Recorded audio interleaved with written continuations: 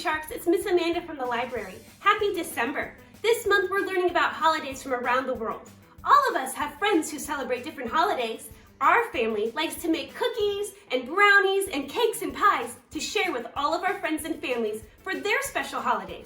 Today, in this book, we're going to learn about a special baked good in Gingerbread Baby.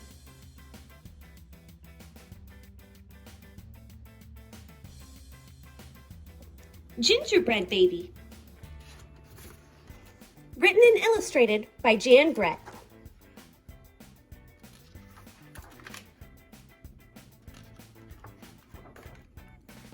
It was cold outside. It was warm inside. A fine day for gingerbread, Matti thought. Matti's mother put the big blue bowl on the table and lit the stove. Matti took down a worn-looking cookbook with old-fashioned writing on the cover. He opened it up to the page that said Gingerbread Boy. They measured and mixed. Matti rolled the dough into the shape of Gingerbread Boy, and they popped him into the oven. Bake a full 8 minutes, no more, no less. Do not peek, the recipe read. Matti listened to the clock. Tick-tock, tick. 1 minute, 2 minutes, 3, 4, 5. Matti couldn't wait any longer. He opened the oven door to take a peek. Instead of a gingerbread boy, out jumped a gingerbread baby. He pranced around the big blue bowl. I'm the gingerbread baby, fresh from the pan. If you want me, catch me if you can. Matti's mother reached for the gingerbread baby to put him back into the oven, but he ran all around the kitchen. The door opened and in came Matti's father.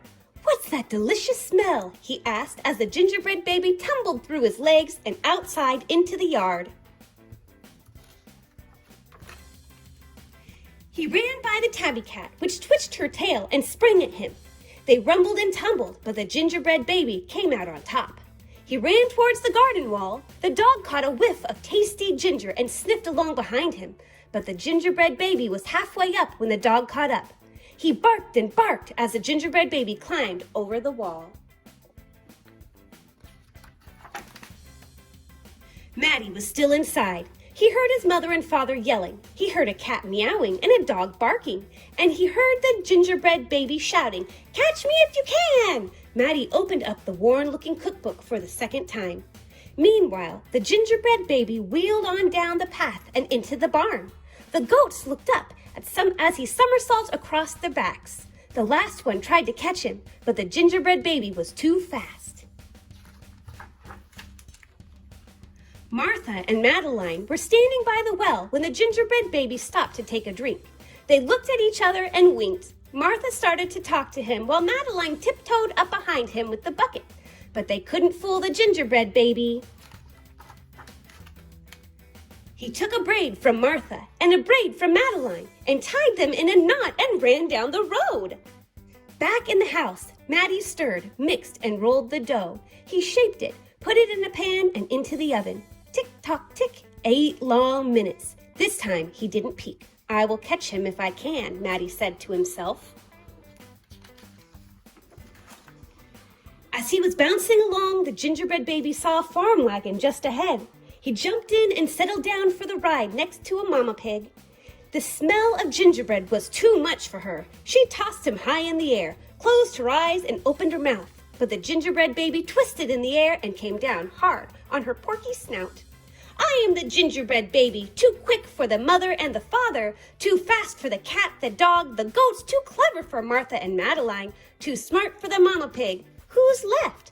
Catch me if you can. Feeling smug, the gingerbread baby strolled along by himself until he came to a bridge that crossed over to the village.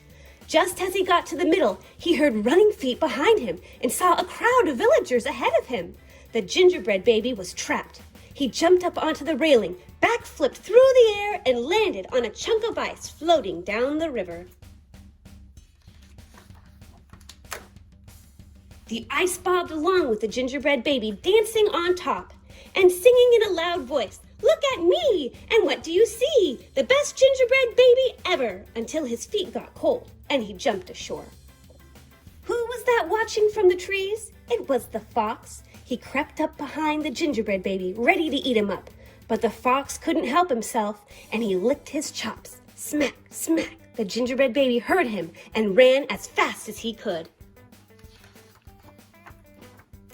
Just when the fox was catching up, the gingerbread baby saw the milk and cheese man with his can of milk. The perfect hiding place, he thought. He lifted the lid and lowered himself inside. He was so pleased that he sang at the top of his gingerbread voice. Ha ha, hee hee, you'll never find me. I'm the gingerbread baby. Catch me if you can. The milk and cheese man heard the gingerbread baby's voice. Who is meddling with my milk? He shouted and lifted the lid. But the gingerbread baby was ready. He jumped up and tweaked his nose. Now the milk and cheese man, the fox, the villagers, the mama pig, Martha and Madeline, the bleating goats, the barking dog, the meowing cat, the father and the mother were all after the gingerbread baby and getting closer. And he knew it. The brash baby was not as peppy and proud as he had been. He sniffed a familiar smell and followed his nose into the woods. He couldn't believe what he saw. There in the middle of the clearing was a gingerbread house, frosted with sugar, covered with candy, and doors with peppermint handles wide open. The gingerbread baby clapped his hands with glee and ran inside. In a tick-tock-tick, everyone arrived in the clearing, but all they found were a few bits of frosting, a peppermint candy, and some crumbs. The father exclaimed, "The gingerbread baby has finally met his match." "I wonder who it was," the mother said. "Let's go home and tell Matti." "Hello, Matti," his father said when they got home. "We never did catch the gingerbread baby. All we found were some crumbs in the snow." "I see you've been busy," his mother said, looking at the gingerbread house Matti was holding. "Too bad we never caught the gingerbread baby." "Too bad," said Matti. Only Matti could hear the tiny voice from inside the gingerbread house. "I'm the little gingerbread baby, lucky as can be, to live in the house that Matti made for me."